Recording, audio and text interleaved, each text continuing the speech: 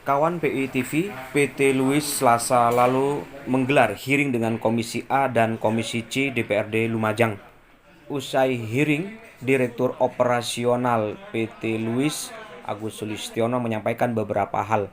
Antara lain, pihaknya kulo nuwun dan klarifikasi atas kejadian yang viral di medsos terkait PT Luis beberapa waktu lalu.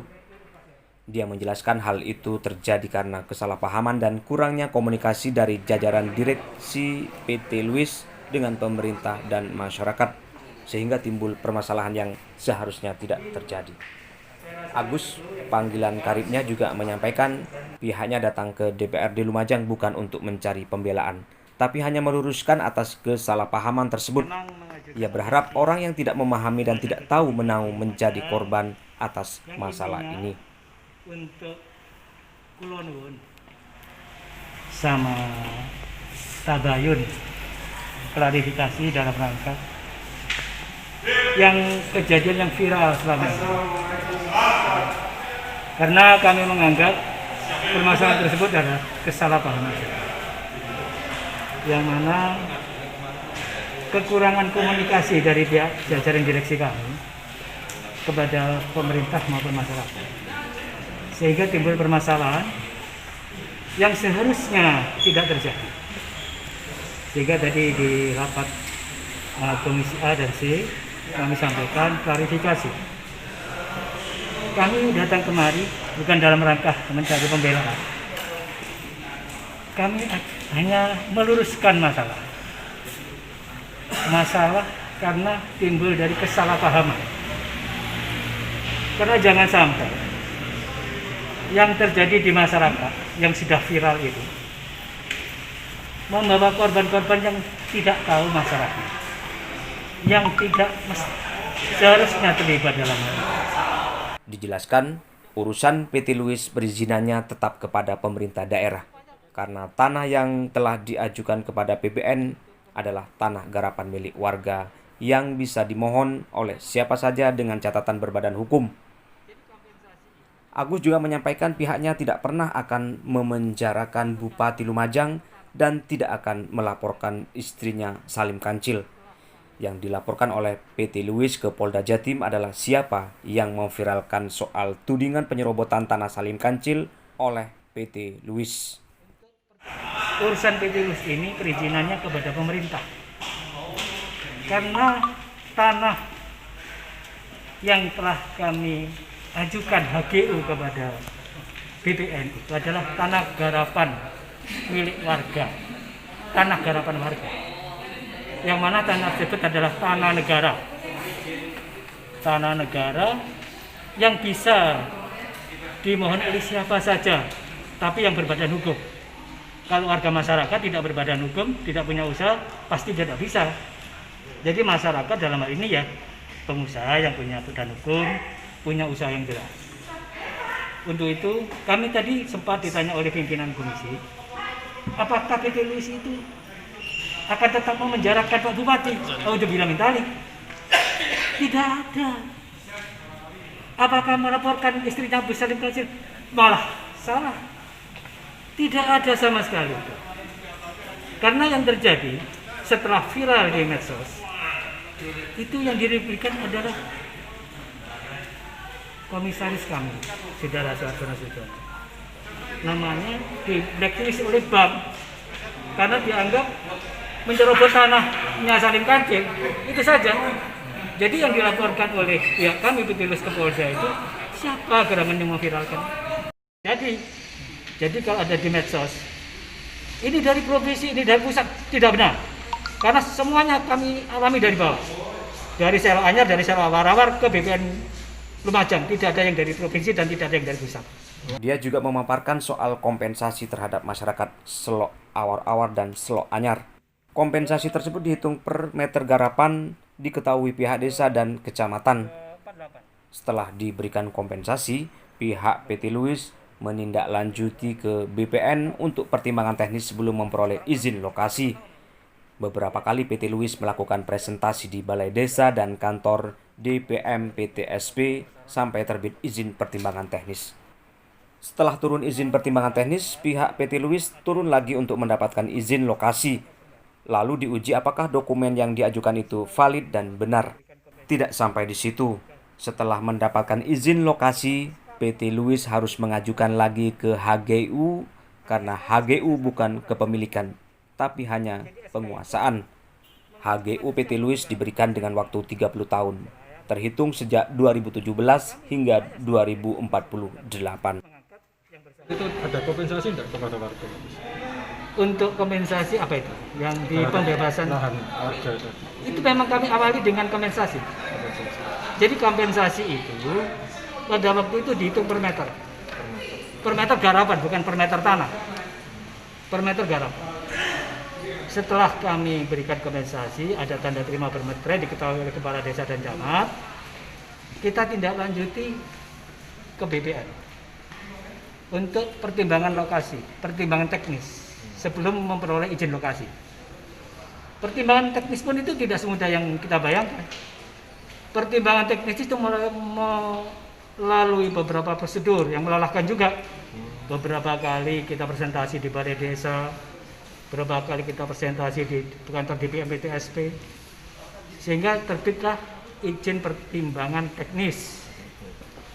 Setelah turun pertimbangan teknis, kami melakukan perubahan lagi untuk memperoleh izin lokasi. Ini juga melalui prosedur yang sulit lagi. Diuji apakah dokumen yang telah kami ajukan itu valid benar apa tidak. Setelah dianggap valid benar, baru diturunkan izin lokasi. Dari izin lokasi itu pun kita harus mengajukan lagi ke HGU. Karena HGU itu kan bukan kepemilikan. Ini kan hanya penguasaan. HGU itu kami diberikan dengan waktu 30 tahun. Setelahnya, kalau mau diperpanjang ya bisa. HGU 248 2048. Ya. Ini batas akhirnya 30 tahun. 30 tahun. 30. Sekarang berarti sudah berapa tahun, Pak? Ya, kami ajukan kan dari sejak 2017. Agus juga menyentil soal Cemoro Sewu. Menurutnya, Cemoro Sewu di luar batas PT Luis karena murni milik perhutani. Hanya saja kepala desa dan masyarakat, kata Agus, meminta kepada PT Luis agar diberikan akses jalan dari tanah perhutani masuk ke Cemoro Sewu. Dikatakan luasan PT Luis di Selok Anyar secara keseluruhan 27 hektar. Sedangkan yang di Selok Awar-Awar termasuk yang melewati tanah garapan Salim Kancil hanya 1,8 hektar. Luasannya berapa lagi? Kalau luas tanah di Selok Anyar secara keseluruhan 27 hektar. Itu Selok Anyar. Yang di Selok Awar-Awar ini yang termasuk melewati tanah garapannya Salim Kancil itu cuma 1,8 hektar. Kecil juga. Andai pun kami tidak memanfaatkan ini juga nggak apa-apa. Dan yang kedua, ada yang hal ini adalah Cemoro Sewu. Cemoro Sewu itu di luar batas kami. Jadi kami tidak ada urusan dengan Cemoro Sewu. Jadi di luar garis batas kami, di selatan kami. Jelas ya, tidak masuk di dalam area. Cuma ini kepala desa dan masyarakat memohon kepada kami untuk diberikan akses jalan, akses dari tanah perhutani masuk ke Cemoro Sewu. Ini kan berarti membelah kami. Untuk itu tadi sudah saya sampaikan kepada pimpinan komisi, kalaupun itu nanti di dalam rapat jajaran direksi kami menyetujui, berarti kami merubah peta bidang. Berarti ada perubahan gambar. Ada perubahan gambar. Karena di gambar kami itu menyatu. Kalau dipotong jalan kalau terpisah. Nah, tentunya ya kita proporsional saja. Karena kami berinvestasi pada waktu itu, lahan itu, ya maaf, nggak rata begitu. Ditanya soal kompensasi, Agus kembali menjelaskan, selain pemberian kompensasi kepada 40 orang di 2 desa sekitar, pihaknya juga mengangkat mereka sebagai karyawan tetap PT Luis dan diketahui oleh kepala desa. Pada masyarakat ini apa yang nanti mau diberikan dari PT Luis ini? Kalau masyarakat sejak awal memang ada kesepakatan dengan kami, ini khususnya masyarakat penggarap. Ini memang selain kami berikan kompensasi berupa uang garapan, juga kami berikan SK pengangkatan dia sebagai karyawan tetap di perusahaan kami. Ada SK-nya sudah saya serahkan kepada desa masing-masing. Jadi SK itu mengacu kepada siapa penggarap itu, misalnya A, warga Selayar, Selawar. Saya selaku direktur operasional bertanda tangan di situ mengangkat yang bersangkutan diketahui kepala desa. Jadi tidak ada pengingkaran dan lain sebagainya. Enggak. Ada berapa warga ya? Ada sekitar 40. 40. Dua desa ini? Dua desa. Tidak masuk di dalam peta bidang saya. Di 1,8 itu tidak masuk? Tidak masuk sama sekali. Awar-awar ini ya, ini HGU nomor ini ya, nomor 53, sel awar-awar. Ini tanahnya Ibu Salim Ganjil, Pak Salim Ganjil. Jadi tidak masuk di tempat kami. Jadi kami tidak ada urusan dengan lainnya Salim Ganjil. Tidak ada urusan sama sekali. Namun andai kata pekerja proyek kami menguruk sedikit ini, itu mungkin. Tapi bisa ditarik kembali. Kalau nanti batas-batasnya ini diukur ulang. Masalahnya, Ibu Salim Ganjil sendiri tidak mempunyai bukti kepemilikan yang punya ukuran luas tanahnya. Ini permasalahan. Hanya klaim aja ya? Hanya klaim saja. Nah, kami menggambar ini atas dasar dari klaim tetangganya ini yang sudah kami berikan kompensasi. Kenapa tidak dikompensasi sekalian, Pak? Tidak mau.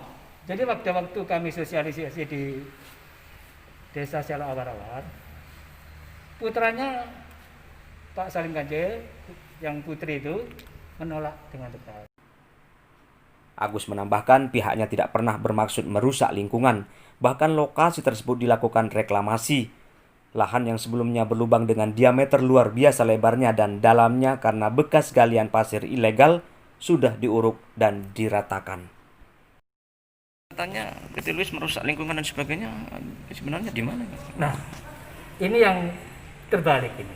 Kami di lokasi itu telah mereklamasi.